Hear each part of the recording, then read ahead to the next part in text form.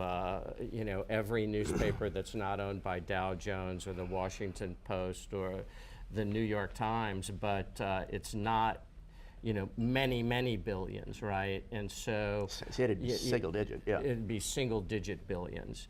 So why not just raise the money to buy them and do the right thing with them instead of trying to hold margin? Well, I'm going to do something that he's never going to forgive me for. Oh, but no. There's a guy in the room, and his name is Wade Driscoll, and he's 12 years old, and he will never know or care what the Austin American Statesman is, and it's kind of that simple. We've got to build new news institutions in this country. That does not mean that we don't need to as business people, or even as, in Evan's case, as content partners to commercial media organizations, that we don't need to support them in the ways that we can. But it's, Alberto quoted de Beauvoir and James Baldwin today about us needing to remake our world, essentially. I'll quote Winnie the Pooh, who said, I often find that to get where I'm going, I need to walk away from where I was. And so I kind of think it's that simple. But I want to say somewhat full-throatedly that I support the newspapers in Texas and elsewhere doing as much as they can and as much good as they can under difficult circumstances. One of the challenges that John and I had at the beginning when we started the Tribune was not running everybody to ground in the print newspaper business with our talk of our ambitions for the Tribune. And we were certainly responsible for a lot of that. But the fact is, our brothers and sisters in arms at the print newspapers are under enormous stress, economic stress, existential stress. They are in some places doing really good work, and we should amplify that work as much as possible as their partners and support them as we can. I think the end of this story is both and, not either or. I do not believe that the Austin American Statesman or the Houston Chronicle or the Dallas Morning News or the San Antonio Express are going to go away. We don't want them to go away. There are always going to be people who view that as their preferred method of getting news and information. But we need to be partners with them and helping them do as much as they can or more. 1 + 1 = more than 2. We should support them when they do good work. But we should also acknowledge that what we do is not exactly what they do. How we do it is not exactly how they do it. We do not suffer from the same legacy costs that they have to bear on paper and printing and postage, and sort of every other legacy cost that you could imagine goes into the production of a daily American newspaper. But at the same time, I don't wish for their demise. We have no competition effectively in Texas right now in the print news business. It makes me sad, not happy, to say that we are often the only ones on a story. I've had people who opposed the Tribune from the very beginning on the grounds that they believed that we were going to be liberal. We told them we were going to be nonpartisan, and they basically thought that we would be a Trojan horse, that in 3 months the stomach would pop open and Angela Davis would fall out. These same people are the ones who now come to me routinely and say, often in a soft voice, thank God you guys are in business, because if it was not for you, no one would be covering this stuff. There is nobody else doing it. That's a slight exaggeration. But I think we're at a point now where we can't afford to root against anybody. We have no competitors. We only have current and future collaborators. And partnership in this new ecosystem is the absolute mother's milk. We work with everybody who comes to us and says we want to co-publish something, we want to co-report something, we want to amplify your work on social media. All good. We have no competitors, only current and future collaborators. Jennifer, you have planted this tree that is the American Journalism Project. You could have gone and take foundation money and done what we were just talking about, but your commitment is to this nonprofit model. So this tree that you've planted, what is the fruit that you want to harvest? First of all, I did not plant the tree.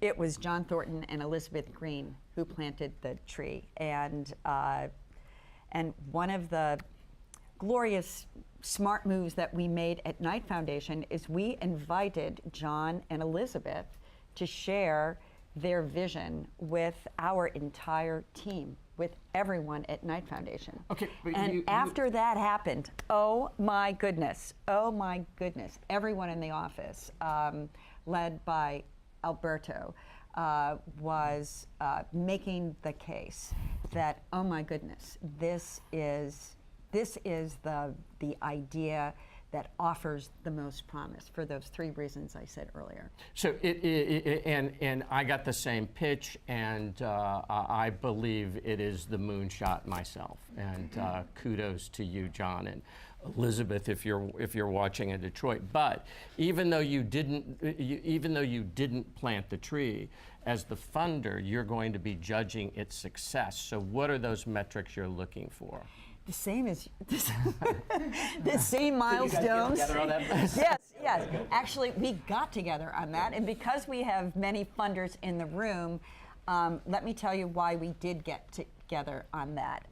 The milestones for the American Journalism Project that the Arnold Ventures Foundation outlined are the same as Knight Foundation, because there's nothing more important than for funders to align strategically with the project's goals. So I'm really excited about that. And what I think, getting back to your question, what we're looking to be discussing in a few short years here is we hope that this room is going to be triple sized, because it's going to be packed with the 25 to 35 not-for-profit news organizations around this country. They're going to be producing fantastic journalism, and sitting alongside every single one of those news organizations will be a large group of local funders. Because it's not the national foundations that will solve this problem. It's the local community foundations, place-based foundations, people in community who understand the value of having reliable news and information. So that's the outcome goal that we're looking for at Knight Foundation, to make the Knight Media Forum even bigger. Well, are the goals different? And any of you can take this. Jennifer brought up earlier the difference between, not-for-profit and commercial journalism. Are the goals different there? I don't think so. I mean, I think what we're interested in is our other than really good people, our top criterion is the organization has to have an exclusive focus on public service. That's sort of the sine qua non. The tilt for us is we're proposing, and it's the battle plans don't survive the first shots necessarily, but what we're proposing is that we be judged based on how much money we make available to gather news. And so it's our investment in the denominator, and then in the numerator is the excess of revenue over what we pay the people to bring it in that is then available for news gathering. We said in our team meeting yesterday, it's time to sort of, in our organization, face the fact that there is only one model for local news, which is to bring in more than you spend on it. Just like you run any other business or any other household. Right. It's not, as Alberto said, it's not rocket science. Doesn't mean it's easy, because it's not, but it's not rocket science. Yeah, I just want to jump in, speaking about commercial news enterprises. So one of the things that Knight Chair Penny Abernathy outlined in her report is that ownership matters, okay? Ownership matters. We've seen in one city, one town across the country, the damage that an owner that is interested in using a news organization to milk it, right? To milk its profits, is not committed to funding a future and serving the community. But there are multiple news enterprises across the country that have amazing owners. Minneapolis, Boston, Newsday in New York, And then we have the model of the Lenfest Institute of Journalism in Philadelphia, where the Philadelphia Inquirer is a public benefit corporation, and where the late Jerry Lenfest purchased the Inquirer for $85 million and then donated it to the Philadelphia Community Foundation. And we have a report on how anyone can do that in your city or town, and created this wonderful organization, the Lenfest Institute of Journalism, that is helping support a future for not just the Philadelphia Inquirer, but other news outlets and organizations in Philadelphia to help make sure one of the most important goals that we don't talk enough about, and that's that all communities are being served, that there are news organizations raising voices of people whose voices have not been heard. So I do think that there are opportunities to serve communities with many commercial outlets, depending on the owner. And then, of course, we cannot forget the very important role that public radio stations have been playing across the country. In some communities, the largest reporting staff is not at the local newspaper, it's at the public radio station.